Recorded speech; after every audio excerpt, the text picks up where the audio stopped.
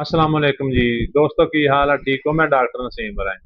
साडी जिहड़ी अज दी रेमडी आ ना, नैट्रम सिलिकम ਕੰਨ ਦੀ ਅਲਾਮਤ यानी नैट्रम सिलिकम ਦੀ ਕੰਨ ਦੇ ਵਿੱਚ ਕਦੋਂ ਜ਼ਰੂਰਤ ਪੈਂਦੀ ਆ, ਕੰਨ ਦੀ ਕਿਹੜੀ ਤਕਲੀਫਾਂ ਦੇ ਵਿੱਚ ਜ਼ਰੂਰਤ ਪੈਂਦੀ ਆ, ਅੱਜ ਅਸੀਂ ਤੁਹਾਨੂੰ ਉਹ ਦੱਸਣਾ ਹੈ।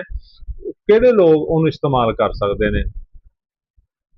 ਦੋਸਤੋ, ਜਿਨ੍ਹਾਂ ਲੋਕਾਂ ਦੇ ਕੰਨ ਦੇ ਵਿੱਚ ਮੁਸਲਸਲ ਸ਼ੋਰ ਆ ਰਿਹਾ ਹੁੰਦਾ ਹੈ, ਉਹ ਕਿਸੇ ਵੀ ਕਿਸਮ ਦਾ ਸ਼ੋਰ ਹੋਵੇ, ਕਿਸੇ ਦੇ ਗੱਡੀਆਂ ਦਾ ਸ਼ੋਰ, ਕਿਸੇ ਦੇ ਆਵਾਜ਼ਾਂ ਦਾ ਸ਼ੋਰ, और नाल मुसलसल बहरापन,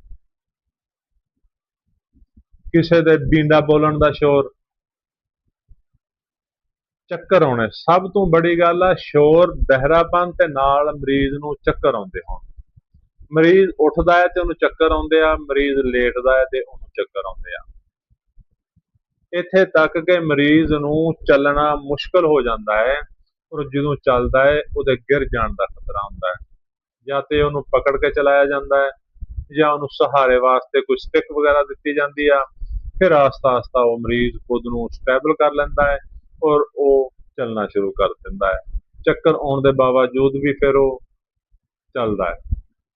ਜਿਵੇਂ ਚੱਕਰ ਆਉਂਦਾ ਹੈ ਉਵੇਂ ਥੋੜਾ ਜਿਹਾ ਰੁਕ ਜਾਂਦਾ ਹੈ, ਫਿਰ ਚੱਲਣਾ ਸ਼ੁਰੂ ਕਰ ਦਿੰਦਾ ਹੈ। ਯਾਨੀ ਫਿਰ ਮਾਮੂਲਾਤ ਜ਼ਿੰਦਗੀ ਨੂੰ ਜਾਰੀ ਰੱਖਣਾ ਸ਼ੁਰੂ ਕਰ ਦਿੰਦਾ ਹੈ।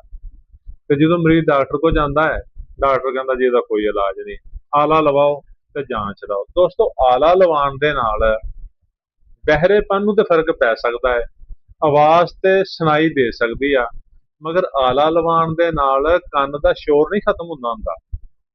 ਕੰਨ ਦੇ ਸ਼ੋਰ ਵਾਸਤੇ ਤੇ ਕੋਈ ਰੈਮਡੀ ਹੀ ਲੈਣੀ ਪਊਗੀ ਤਾਂ ਕਿ ਉਸ ਮਰੀਜ਼ ਦਾ ਬਹਿਰਾਪਨ ਦੇ ਨਾਲ ਨਾਲ ਸ਼ੋਰ ਵੀ ਖਤਮ ਹੋ ਸਕੇ।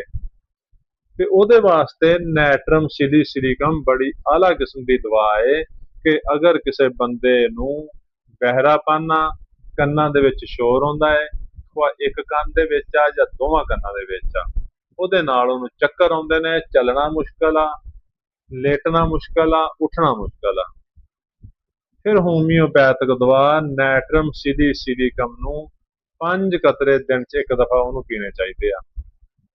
ਫਿਰ ਦੇਖਿਓ ਕਿ ਕੁਛ ਅਰਸੇ ਤੋਂ ਬਾਅਦ ਨਾ ਸਿਰਫ ਉਸ ਬੰਦੇ ਦਾ ਸ਼ੋਰ ਖਤਮ ਹੋ ਜਾਏਗਾ, ਉਹਦੇ ਚੱਕਰ ਠੀਕ ਹੋ ਜਾਣਗੇ, ਬਲਕਿ ਉਹਦਾ ਬਹਿਰਾਪਨ ਠੀਕ ਹੋ ਜਾਏਗਾ ਔਰ ਉਹ ਬੰਦਾ ਠੀਕ ਉਹਨੂੰ ਸੁਣਾਈ ਦੇਣ ਲੱਗ ਪਏਗਾ, ਉਹਨੂੰ ਸਾਰੀਆਂ ਆਵਾਜ਼ਾਂ ਦੀ ਸਮਝ ਆਉਣ ਲੱਗ ਪਏਗੀ, ਉਹਨੂੰ ਕਿਸੇ ਆਲੇ ਦੀ ਜ਼ਰੂਰਤ ਨਹੀਂ ਰਹੇਗੀ ਔਰ ਉਹ ਬਿਲਕੁਲ ਠੀਕ ਹੋ ਜਾਏਗਾ।